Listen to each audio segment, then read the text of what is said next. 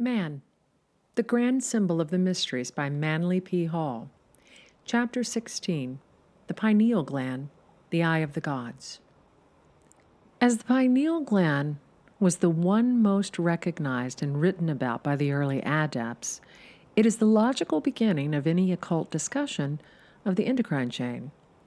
The epiphysis cerebri, or pineal body, secures its name from its peculiar shape, the pinus, or pine cone, and arises in the 5th week of the human embryo as a blind sac branching off from that section of the brain which is next in front of the midbrain, the diencephalon, which includes the area of the third ventricle and adjacent parts.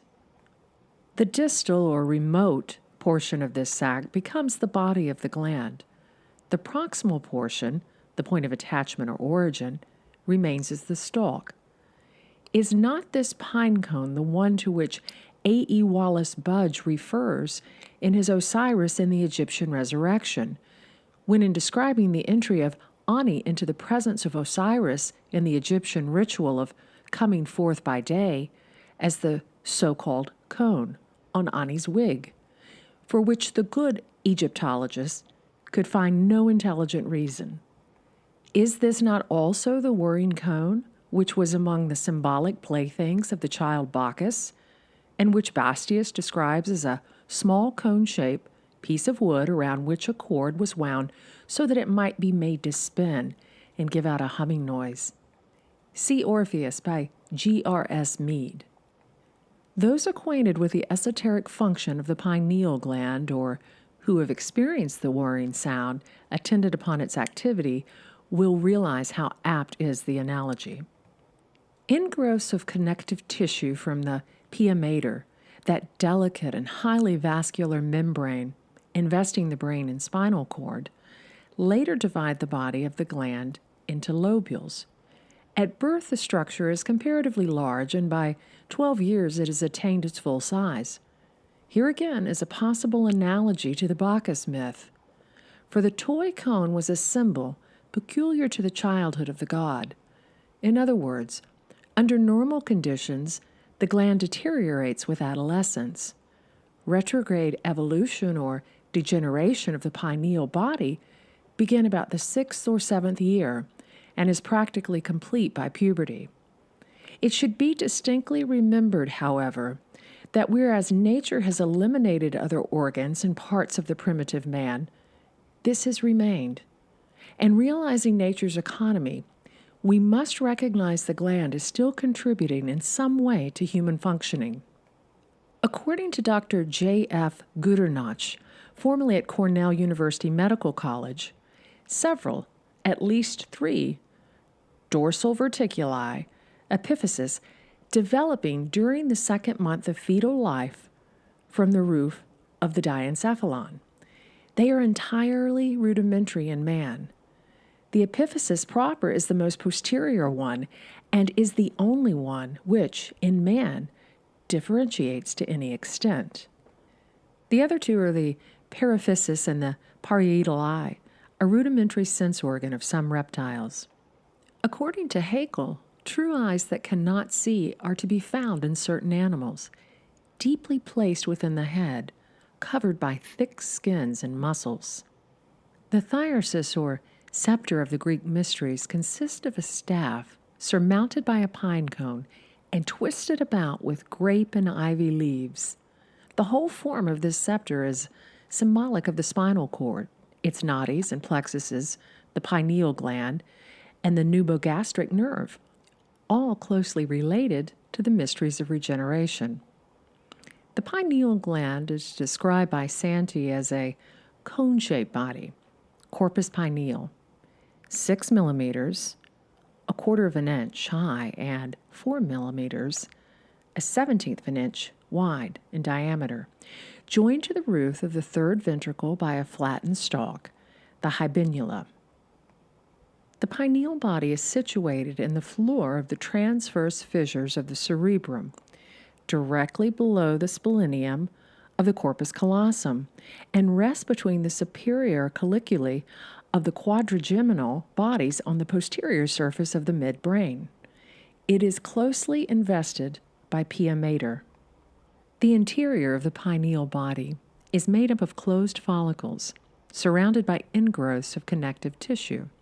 The follicles are filled with epithelial cells mixed with calcareous matter, the brain sand, acervulus cerebri. Calcareous deposits are found on the pineal stalk and along the cord plexus. The function of the pineal body is unknown. In reptiles, there are two pineal bodies, an anterior and a posterior, of which the posterior remains undeveloped, but the anterior forms a rudimentary cyclopean eye. In the anterior, a New Zealand lizard, it projects through the parietal foramen and presents an imperfect lens and retina and, in its long stalk, nerve fibers.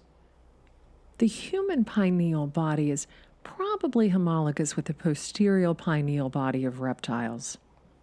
The Bronchiostoma lanceolatum, a small transparent marine animal about 2 inches in length, is the only vertebrate, so far as known, which does not possess a pineal gland.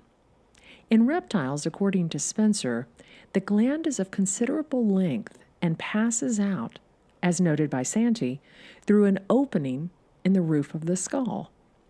In the chameleon, the gland lies under a transparent scale in the parietal foramen, and its cord-like middle structure, according to Hertwig, bears a certain resemblance to the embryonic optic nerve. Investigators who, like Rabel Rucard, Alborn Spencer, and others have studied the pineal gland are of the opinion that the pineal body must be considered as an unpaired parietal eye, which in many cases, for example in reptiles, appears to be tolerably well preserved, but in most vertebrates is in a process of degeneration. This learned author then affirms the probability that in reptiles the pineal gland reacts to the influence of light, but to what degree must remain undecided. In his lecture on the eyes delivered at the Mayo Clinic and afterwards published by the American Optical Company, Thomas Hall Shasted, AM, MD, FACS, LLD, etc., said, "Some of the amphibians had a median or pineal eye, an eye in the back of the head. Many of the gigantic saurians, too, of the Mesozoic time had this eye, and in any geological museum you can still see in the back of the giant lizard's skull the hole through which this strange eye formerly looked out. In ourselves, the hole has boned over, and the eye has shrunk up into the so-called pineal gland. The pineal eye made its first appearance in the world far back among the invertebrates. It was indeed an invertebrate eye, that is, one with the rods turned toward the vitreous instead of away from it, consequently with no blind spot. But it persisted, still in the invertebrate form of eye, through some of the fishes, through the amphibians generally, through the lizards, and then began degenerating, possibly because the vertebrates had other eyes, and these were of the vertebrate, for some unguessable reason, a more suitable type. Is the occultist, then, unreasonable when he affirms that in the beginning of life, upon this planet vertebrates were hermaphrodites, and objectively one-eyed?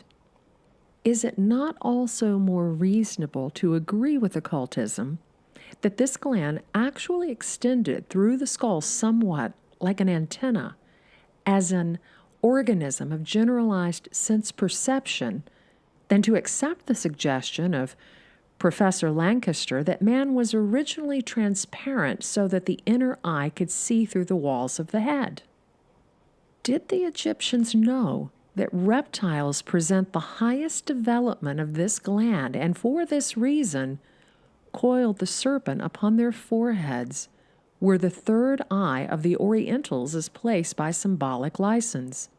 Was not the uraeus the symbol of wisdom, And is not the pineal gland the organ of a method of acquiring knowledge which is no longer employed in general, but is a secret preserved by the elect? As an emblem of divinity, the pineal gland would naturally be associated with royalty, for the kings were the shadows of the gods upon earth. The crown of Lower Egypt, and also the Pshint, or crown of the double empire, Consolidated Egypt, were surmounted by a curious antenna, feeler, very thin curved horn, which is most reminiscent of the descriptions of the structure of the third eye that have descended from the first ages. The Ma'at, or ostrich plume of the law, another Egyptian symbol of truth, is quite similar to the pineal gland in shape, and was worn like the feather of the American Indians as though rising from the parietal foramen. By many tribes, birds are regarded as emissaries between the Manitos and mankind, and bird feathers worn in this fashion could easily have a double significance. The peacock feather, which its oscillated spot is attached to the head of the Chinese mandarin in a position somewhat similar to the pineal gland in the human head, lying backward, and is a symbol of dignity or an enlightened condition accompanying greatness, may have a similar origin. In occultism, the pineal gland is regarded as a link between the objective and subjective states of consciousness, or in esoteric terminology, the invisible and visible worlds of nature. In the religions of the Latins, it was therefore referred to as Janus, the two-faced god and keeper of the gates of sanctuary.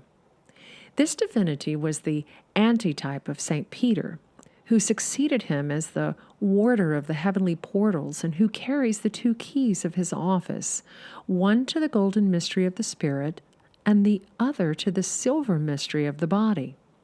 Two-faced gods are frequently spoken of in ancient records. Hermes, like the Bifrons Janus, may still be seen in old Roman villas, with the occasional and intriguing exception that one of the faces will be male and the other female. The hermaphroditus again.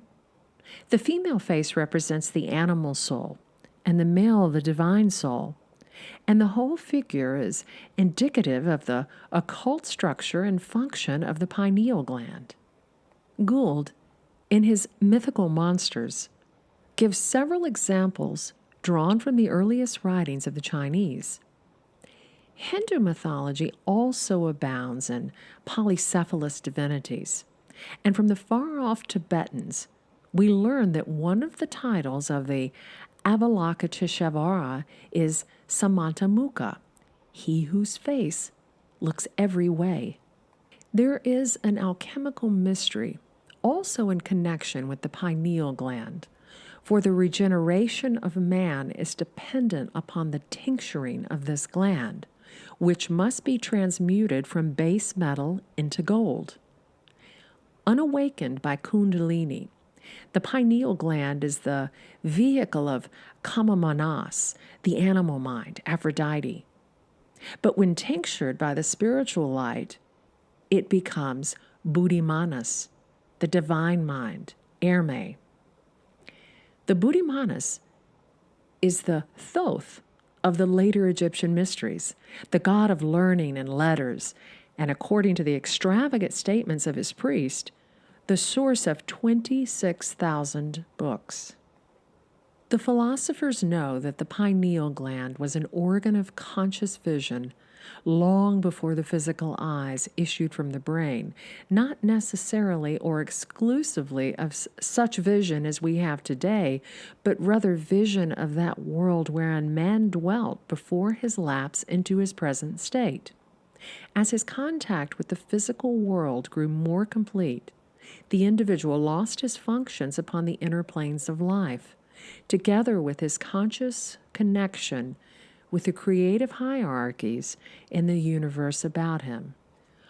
Only through discipline, effort directed by wisdom and law, can he rise again into the sphere of his spiritual completeness.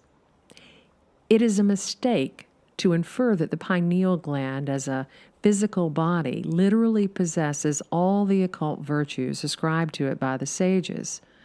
The gland itself is not the third eye, but only the reflection of that organ, its counterpart or symbol in the material constitution. It is a relic bearing witness to an ancient faculty. And because it has endured through these eras of spiritual obscuration, promises the ultimate restoration of the function to which it bears witness. The true power of the gland is in its spiritual counterpart, even as the whole strength of man abides in his invisible nature. The true third eye cannot be seen by the ordinary vision, but is visible to the clairvoyant as a vibrant, spectromatic aura surrounded by the outer body of the gland and pulsating with an electrical light. The special physical organ of perception in the brain, writes H.P. Blavatsky, is located in the aura of the pineal gland. This aura answers in vibration to any impression, but it can only be sensed, not perceived, in the living man. During the process of thought, manifesting in consciousness, a constant vibration occurs in the light of his aura, and a clairvoyant looking at the brain of a living man may almost see with the spiritual eye, the 7 scales, the 7 shades of light, passing from the dullest to the brightest. You touch your hand. Before you touch it, the vibration is already in the aura of the pineal gland and has its own shade of color. It is this aura which causes the wear and tear of the organ by the vibrations it sets up. The brain, set vibrating, conveys the vibrations to the spinal cord and so to the rest of the body. Powerful vibrations of joy or sorrow may thus kill. The fires are always playing around the pineal gland when the Kundalini illuminates them. For a brief instant, the whole universe is seen. Even in deep sleep, the third eye opens. This is good for Manas who profits by it, though we ourselves do not remember. It was Descartes who saw the pineal gland as the abode of the soul or the sidereal spirit in man. He reasoned that although the anima was joined to every organ of the body, there must be one special part through which the divine portion exercised its functions more directly than through the rest. After concluding that neither the heart nor the brain could be as a whole that special locality, he decided through a process of elimination that it must be that little gland which, though bound to the brain, yet had an action or motion independent of it. Descartes concluded that the pineal gland could be put into a kind of swinging motion by the animal spirits which move through the concavities of the skull. We must consider him, therefore, as a powerful figure in the transition period between the medieval and the modern science. We cannot do better than to insert at this point, in Descartes' own words, the arguments by which he convinced himself that the pineal gland was the seat of the soul. The following is extracted from a very early edition of his celebrated treatise Of Man, and the terminology is preserved in all the quaintness of the original. Yet is not the whole brain the seat of this inward sense, but only some part of it, for otherwise the optic nerves and the pith of the backbone, as being of the same substance with the brain, would be the residence of the inward sense. Now this peculiar place of the soul's residence is the conarion, or glandula pinealis, a certain kernel resembling a pineapple, placed in the midst of the ventricles of the brain, and surrounded with the arteries of the plexus choroides. The reason why we take this kernel to be the peculiar seat of the soul is because this part of the brain is single and only one. For whereas all the organs of the senses are double, there can be no reason, again, why we should not perceive two objects instead of one, but only because above these impressions are transmitted to a certain part of the brain which is single and only one, wherein both are conjoined. Furthermore, it is also requisite that the part should be movable. To the end of that, the soul be agitating of it immediately, might be able to send the animal spirits into some certain muscle rather than into others. And forasmuch as this kernel is only supported by very small arteries that encompass it, it is certain that the least thing will put it into motion. And therefore we conclude that this inmost part of the brain is the seat of the soul, in which it exerts its operation of understanding and willing of whatsoever proceeds from the body or tends toward it. In ascribing motion to the pineal gland, Descartes, though not an occultist, hit upon one of the most profound secrets of the ancient mysteries. The great Descartes continues, accordingly, the common sense may be described to be an internal sense, whereby all the objects of the external senses are perceived and united in the midst of the brain, as the common center of all impressions. Or, the common sense is nothing else but the concurrence of all motions made by the objectives upon the nerves in the canarian, happening at the same time that the objects move the senses. Neither doth the smallness of this kernel hinder its being the instrument of the common sense, but on the contrary, those persons are the most stupid in whom this kernel, because of its bigness, is not so easily moved, and those the most witty and apprehensive in whom this kernel is less, because it is so much the more easily moved. And though it were much less than it is, yet would it be big enough with the respect to the several points of the ventricles and to the pipes of the nerves. For centuries, Descartes was ridiculed by the learned, and his mystical conclusions were of that type relegated by the great Tyndall to the field of poesy.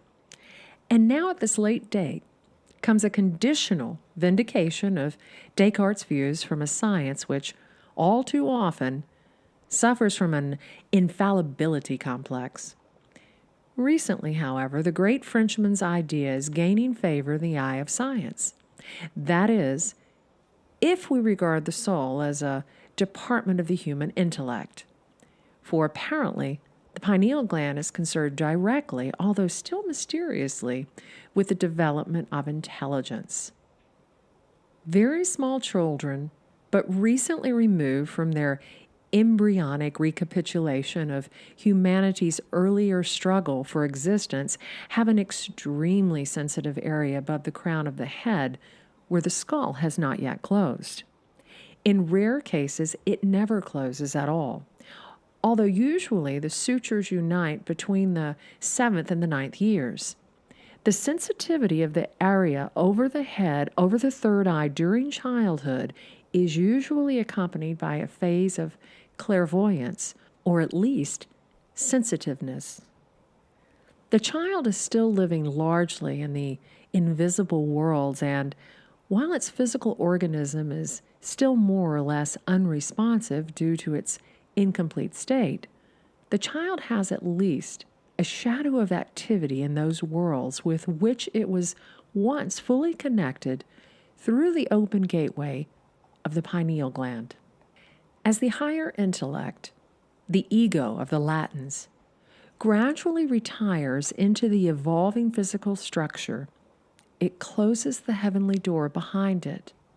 This entry of man into his body is associated in some mysterious way with the soul crystals, acervales cerebri, which form in the pineal gland. The mystery of the third eye is very beautifully elucidated in the Scandinavian mystery legends of the World Tree, already referred to. In the Eddaic tradition, it is written that upon the topmost branch of the Yggdrasil sat an eagle gazing out upon the universe, and upon the head of the eagle, between his eyes, perched a hawk. The eagle has generally been interpreted to signify the element of air, and the hawk the ether of space.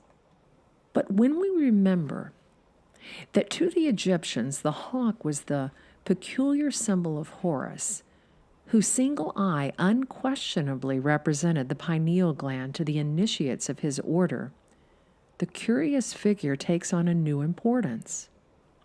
A learned Kabbalist of the last century declared that from his study of the Zohar and the relation of the tree of the Sephiroth to the human body, the first Sephirah, Kether, the crown, signified the pineal gland, and that the next two Sephiroth, Chokhmah and Binah, one placed on either side of it, were the two lobes of the cerebrum.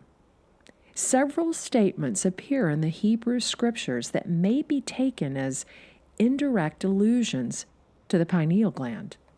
This little body has a tiny finger-like protuberance at one end that farthest from the point of attachment. This protuberance is called the staff of God and corresponds to the holy spear in the Grail mysteries. The whole gland is shaped like evaporating vessels or retorts of the alchemist. The vibrating finger on the end of this gland is the rod of Jess, and the scepter of the high priest.